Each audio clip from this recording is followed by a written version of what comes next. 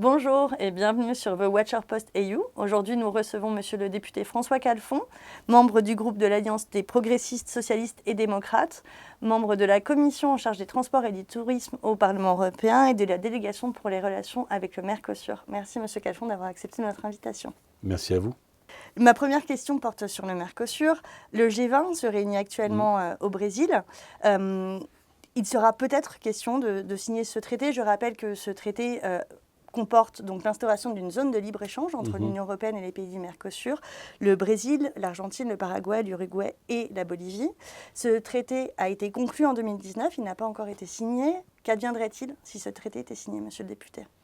Il adviendrait que, alors que nous faisons des efforts en Europe et en France pour avoir, notamment sur le volet agricole, une agriculture de qualité, une traçabilité alimentaire, eh bien nous reculions en arrière. Et c'est d'ailleurs le problème avec le Mercosur, c'est que c'est des accords commerciaux du monde d'avant, de la concurrence libre et non faussée, avant le Covid-19, et que depuis, dans cet environnement vert, nous avons fait le pari de la décarbonation, nous avons fait le pari de la citoyenneté et de la démocratie. Et d'une certaine manière, nous avons cette résurgence du passé. Donc, une mauvaise qualité alimentaire, alors que les consommateurs européens attendent autre chose, une sorte d'autoroute vers la déforestation, notamment de la forêt amazonienne, qui est quand même le poumon du monde.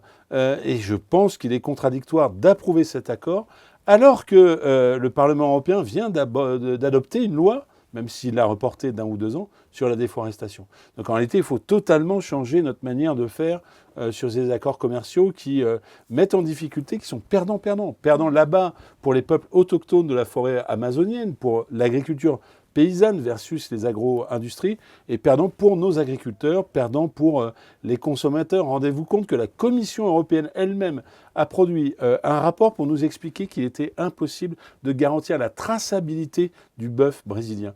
Eh bien, c'est cela qu'on nous propose, alors que nous avons connu la vache folle en Europe, et que maintenant les consommateurs mangent avec confiance du bœuf, justement parce qu'il y a la traçabilité, ce qui veut dire que quand vous allez dans votre supermarché, la pièce de bœuf que vous avez, vous pouvez savoir quel est l'éleveur qui finalement a élevé le bœuf. C'est une forme de régression. Est-ce que vous pensez qu'un autre type d'accord serait possible ? Totalement. Je pense qu'il faut passer d'une logique d'accord perdant-perdant, perdant pour les peuples finalement d'Amérique latine, pour les Européens, à des accords, une dynamique vraiment gagnante. Alors ça commence par quoi, une dynamique vraiment gagnante sur des nouveaux accords commerciaux qui seraient... D'abord de considérer que les gens ne sont pas simplement de l'argent. Les gens ne sont pas les sujets ou les objets des industriels et des agro-industriels. Un accord, ça peut être gagnant-gagnant pour les peuples. Je peux donner un exemple. Nous avons ici une industrie aéronautique. Pourquoi ne pas, dans ces accords, permettre le développement de la recherche, de l'installation d'usines en ce qui concerne l'aéronautique dans ces pays-là. Vous avez en Amérique latine des productions qui n'existent pas chez nous. Je pense au maïs, je pense au soja. Il y a des bois exotiques qui doivent être protégés. Il y a une diversité. Eh bien, tout cela, nous pourrions en bénéficier, non pas en supprimant la forêt amazonienne, non pas en supprimant la culture des peuples premiers, mais gagnant-gagnant. Et la deuxième chose, pour ne pas être trop long, c'est la méthode. La méthode de la Commission européenne, c'est l'opacité la plus totale. Voilà 25 ans que des négociateurs que nous ne connaissons pas, dans l'ombre des bureaux à Bruxelles et ailleurs, négocient des traités dont les seules logiques, c'est un tableur Excel avec du gain pour les uns et les autres. Et où sont les élus du peuple, les élus européens, les élus locaux? Où sont les ONG? On parle beaucoup de déforestation, on parle de diversité animale. Ils sont où? Où sont les citoyens? Les citoyens, vous savez, je les rencontre moi-même quand je vais finalement sur les barrages filtrants des agriculteurs ou quand je rencontre des citoyens qui me disent « Monsieur le député, tenez bon, parce que nous ne voulons pas manger des choses avec lesquelles nous ne sommes pas en accord. » Eh bien, si on faisait les choses à l'inverse, on les prenait ensemble, on faisait des conférences citoyennes, alors nous pourrions construire de nouveaux types d'accords parce que, bien sûr, nous ne sommes pas contre la coopération entre les peuples, nous ne sommes pas contre le commerce, mais un commerce équitable. Vous avez parlé du rôle des élus, et notamment des élus locaux, des élus nationaux. On a vu aussi qu'en France, 600 parlementaires ont envoyé un courrier à Madame von der Leyen pour manifester leur opposition à cet accord. Est-ce que vous pensez que ce genre d'initiative peut faire changer les choses aussi, peut faire pencher la balance dans le cadre de ce genre de négociations? Déjà, moi, je suis toujours très heureux de pouvoir signer un accord transpartisan. C'est-à-dire que finalement, que reprochent les citoyens à la politique? Ces espèces de confrontations stériles entre la droite et la gauche, finalement, parfois pas au bénéfice du citoyen. Donc déjà, ça, c'est bien que nous soyons capables de faire porter l'intérêt des agriculteurs, mais aussi des citoyens, des consommateurs, dans une tribune, dans une expression commune. Je constate d'ailleurs qu'il y a des logiques de partis au Parlement européen, mais aussi des logiques de pays, et l'ensemble de la délégation, quels que soient les votes qu'il y a eu sur le passé, sur le Mercosur, des gens nous ont rejoints. Oui. L'ensemble de la délégation française, quelles que soient les opinions, est en opposition à ce Mercosur. Donc oui, ça peut faire bouger les choses, mais on ne va pas se mentir. Et c'est ce que j'ai dit à mes amis agriculteurs, pas plus tard que lundi, en discutant avec eux sur le barrage filtrant. À vous de finalement faire converger à votre cause les agriculteurs des autres pays de l'Union européenne. Pourquoi ? Parce qu'il nous faut l'opinion publique française, européenne, pour constituer cette fameuse minorité de blocage. Alors, on a vu que les Polonais étaient en phase avec nous, que probablement aussi les Autrichiens, et que l'Italie semblait maintenant trouver les problèmes qui sont posés par cet accord. Donc oui, il y a besoin d'une mobilisation populaire. Il y a besoin d'initiatives citoyennes. La nôtre est modeste. Mais elle indique déjà que nous sommes capables de sortir des intérêts de parti pour penser à l'intérêt du pays et plus largement des Européens. Absolument. Merci beaucoup. Vous êtes aussi membre de la Commission Transport et Tourisme au sein du Parlement européen. On a assisté aux très récentes auditions des commissaires désignés. On a entendu parler beaucoup de décarbonation. Quelles seraient vos priorités en matière de décarbonation ? Et mon autre question, qui la rejoint un petit peu, c'est de savoir si vous avez déjà pensé à des dossiers auxquels vous voudriez vous atteler durant votre législature, votre mandat de parlementaire européen. Alors sur la décarbonation, la priorité, c'est de poursuivre et d'achever positivement le travail accompli par mes prédécesseurs, c'est-à-dire l'application totale du pacte vert. Nous sommes dans une phase avec la montée des populistes partout, où vous avez des expressions au sein du Parlement qui sont carrément climato-sceptiques. Il n'y aurait pas de dérèglement climatique. Et vous avez des expressions qui disent que la première des urgences, c'est de retarder, finalement, un peu comme se repousse la ligne d'horizon à mesure qu'on s'en rapproche, l'application du pacte vert. Eh bien, quand on voit ce qui se passe à Valence, quand on voit le dérèglement climatique, j'étais encore tout à l'heure avec des producteurs de vin qui disent à quel point celui-ci a une ampleur et a des impacts négatifs sur leur production. Il n'y a pas d'autre option qu'appliquer l'intégralité du pacte vert. Alors bien sûr, en dialoguant, je ne vais pas, moi, être dans la dureté. Alors je contestais finalement l'opacité dans la mise en œuvre de l'accord UE-Mercosur. C'est ça la première des priorités, avec les accompagnements nécessaires. Et d'une certaine manière, ce comité des transports, cette commission des transports, comme on dit en français, c'est la commission de la décarbonation. C'est la commission de la décarbonation de véhicules automobiles. Nous avons poussé, j'ai poussé personnellement à ce que nous mettions en place un leasing social pour que les gens puissent acheter ces voitures électriques bien trop chères en Europe. Qui est né du modèle français. Qui est né absolument du modèle français. Donc dans mes dialogues directs avec M. Tzitzikostas et l'idée, je vois que M. Séjourné l'a porté dans son audition. Donc j'ai bon espoir que cette aide directe finalement à l'achat de ces véhicules électriques puisse devenir une réalité. Deuxième aspect, il ne faut pas qu'à l'occasion de la décarbonation du secteur automobile, nous constations le même type de phénomène que nous avons connu pour le panneau solaire. C'est-à-dire que si finalement nous n'avons que des véhicules électriques chinois et que notre industrie automobile est arasée, pour reprendre une vieille expression populaire, nous allons mourir guéris. Je ne veux pas que la décarbonation soit synonyme de désindustrialisation en Europe, de perte d'emplois, notamment dans les territoires reculés. Autrement dit, la décarbonation des transports ne doit pas être finalement une usine à fabriquer du vote d'extrême droite. On doit pouvoir concilier celui qui a besoin d'une voiture de proximité pas chère dans des territoires périphériques et celui qui est beaucoup plus militant. Donc ça, c'est le premier point sur la décarbonation du secteur automobile. Et bien sûr, pour ça, nous sommes pour défendre notre industrie et nous sommes pour les taxes à l'importation de véhicules chinois. Nous avons gagné avec la Commission européenne cette bataille de taxation à 30%, ce qui est une première étape non suffisante quand vous voyez que les administrations américaines vont taxer le véhicule chinois à hauteur de 100%. Alors ensuite, une fois qu'on a parlé du secteur automobile, il faut aussi parler du secteur du fret. Absolument. Et je vais vous dire avec une très grande force, si vous laissez les effets de marché, la fameuse concurrence libre et non faussée, alors les camions seront toujours moins chers que finalement le fret ferroviaire. Il faut défendre le fret ferroviaire. Pourquoi ? Parce que sur le plan capitalistique des investissements, le fret ferroviaire est extrêmement coûteux. Et donc, il suppose qu'il y ait finalement des aides publiques directes d'État pour que le modèle fonctionne. Il suppose qu'il y ait des contraintes qui soient mises au développement du transport routier qui, par ailleurs, détruit les autoroutes, détruit les routes, alors que le transport routier ne paye pas pour cette destruction. Ça, c'est le deuxième exemple. Et puis, pour terminer sur cette décarbonation, il y a aussi deux autres modes de transport qui en ont besoin. Il faut limiter le transport aérien pour finalement les trajets de courte durée. Ils sont bien plus efficients avec du train. Hein. C'est ce qu'on fait par exemple entre Paris et Bruxelles. Mais quand on ne peut pas le limiter, parce qu'il y a aussi un besoin de trafic aérien, il faut sans doute limiter l'aviation de confort ou l'aviation d'affaires, alors il faut des carburants alternatifs. C'est ce qu'on appelle les SAF, à la fois pour le transport maritime, mais également pour le transport aérien. Et nous nous y employons. Qu'est-ce que sont ces carburants alternatifs? Ce sont des carburants issus de la biomasse agricole. Et pour le dire simplement que les gens comprennent, finalement, la plante, quand elle va pousser, elle va capter du carbone, X% de carbone.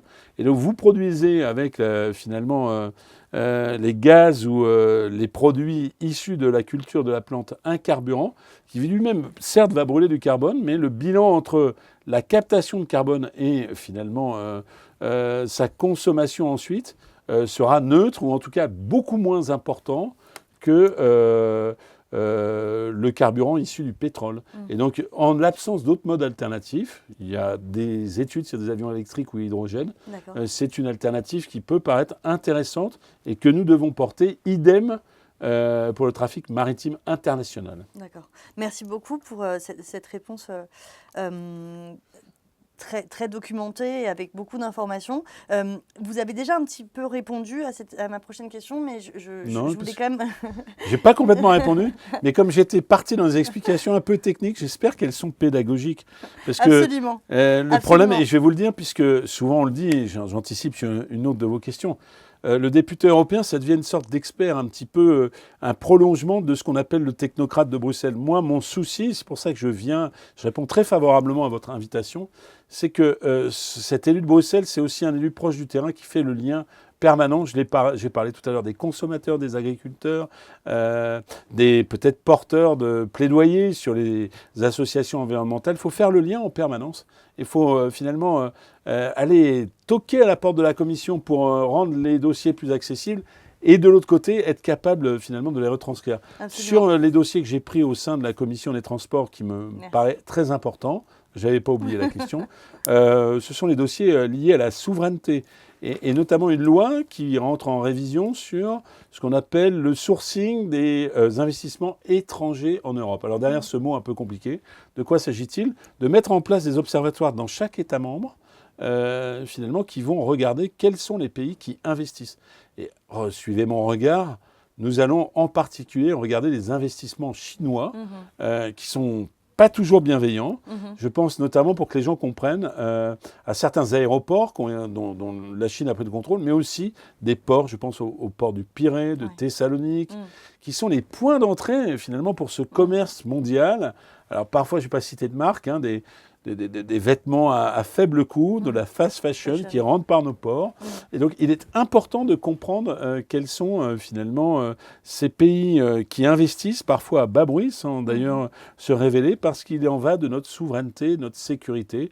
Tout à l'heure, on a parlé de souveraineté de sécurité alimentaire, mais aussi on pourrait parler de l'accès à un certain nombre de, finalement, de produits de santé, de dispositifs de santé importants. Je pense aux médicaments. On pourrait parler de la contrefaçon. Derrière, vous avez du carbone importé, donc il faut le limiter. Et puis, parfois, tout simplement des pertes d'emploi, des pertes de contrôle de votre écosystème. Et quand les gens en Europe considèrent que finalement ils ne sont plus chez eux, parce que d'autres décident à leur place, c'est pas simplement une vue de l'esprit, ça existe, alors on crée de la désespérance sociale et démocratique. Et ces dossiers sur lesquels je suis shadow rapporteur dans la commission du marché intérieur, dans la commission des transports, vont nous permettre de voir très clair sur ces prises de contrôle par des puissances étrangères d'objets qui sont des objets de souveraineté. La mobilité, c'est important. Il y a par exemple dans notre commission la question de la mobilité militaire qui permet de soutenir, on est au 1000e jour de la guerre en Ukraine, l'effort de guerre en Ukraine. Donc vous voyez bien que ce n'est pas des questions qui sont des questions mineures. Et donc je vais les regarder de très près. Absolument, merci beaucoup. Sur la question de la compétitivité de Oui. l'industrie européenne, on a déjà un peu abordé cette question-là. Oui. Est-ce que les réponses qui ont été fournies par le commissaire désigné au transport lors de son audition sur la question de la compétitivité des industries européennes par rapport à la concurrence asiatique notamment, vous ont convaincu? Est-ce que selon vous, il y a des pistes? On a parlé, vous avez déjà répondu partiellement à cette question, mais est-ce qu'il y a des solutions ou des choses qui devraient être mises en place pour aider l'industrie européenne? Alors pour être tout à fait honnête avec vous, dans l'audition de M. Tzitzikostas, qui est un homme affable, qui a vraiment envie de bien faire, il n'a pas focalisé son intervention sur la compétitivité, mais elle est très présente au début de ce mandat, à travers les 2 rapports que tout le monde cite à l'envi, à la fois pour leur diagnostic et les pistes, que sont les rapports Draghi et l'État. Pourquoi vous me parlez de compétitivité? Parce que le risque de décrochage de l'Europe, de l'industrie européenne, est avéré, d'autant que nous sommes rentrés avec l'élection de M. Trump, avec ces accords finalement multilatéraux, dans une ère avec la Russie qui est agressive, la Chine qui est un empire toujours présent, dans une forme de guerre économique où à la fois l'Europe est puissante, c'est une partie importante, près d'un quart du PIB mondial, mais à la fois sa gouvernance est forcément diluée par le fait que nous soyons 27. Donc oui, il faut un regain, une montée en puissance très forte de la compétitivité européenne. Je ne vous donne qu'un seul exemple sur les infrastructures de transport, puisque c'est ma commission, mais on pourrait en donner beaucoup d'autres. Entre les crédits prévus sur la période pluriannuelle budgétaire dans laquelle nous sommes et ceux dont nous avons besoin pour réaliser un nombre, pour avoir un vrai effet de levier sur la croissance européenne, il y a un rapport de 1 à 4. 25 milliards d'investissements dans les transports actuellement, dans le cadre du MIE, qui est l'un des fonds. Il faudrait, de l'aveu même de la Commission, j'étais en échange avec la Commission, et de l'aveu même des opérateurs de transport, c'est un chiffre qui fait consensus, 4 fois plus, il faudrait 100 milliards d'euros. Donc ce n'est pas simplement une affaire de volonté, c'est une affaire de compétitivité. Et si je vais dans votre sens de qu'est-ce qui est fait pour la compétitivité européenne, nous avons les têtes de chapitre qui nous sont évoquées par notre commissaire sur une politique maritime européenne. Alors ça tombe bien parce qu'en France, on va pouvoir aider M. Tzitzikostas sur beaucoup d'idées parce que nous avons des champions nationaux qui sont aussi des champions européens puisque ce sont des champions mondiaux. Je pense à CMA-CGM, qui est un transporteur bien connu. Que vous êtes allé rencontrer. Que je suis allé rencontrer à Marseille, et qui est très engagé à la fois pour maîtriser de manière souveraine l'ensemble de la chaîne logistique. D'abord, bien sûr, le port de conteneurs, depuis l'Asie, beaucoup, essentiellement, mais aussi, finalement, la maîtrise de la chaîne logistique à travers les ports, et également engagé du côté de la décarbonation. Donc nous avons là un fleuron et un champion national qui est dans l'armement naval l'un des leaders. Et nous avons également à Saint-Nazaire, avec les chantiers de l'Atlantique, finalement un leader de la construction navale. Alors nous disons que 2 choses doivent permettre de booster cette compétitivité européenne en matière de transport.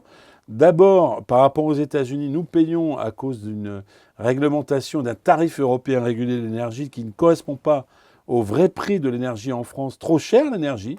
Et c'est un problème pour la compétitivité européenne et française. Donc le rapport Draghi l'a pointé, mais il faut maintenant que la taxonomie européenne, on puisse quand même faire payer au juste prix l'électricité. Ça, je crois que c'est l'un des points qui est tout à fait important, mais il y en a bien sûr beaucoup d'autres.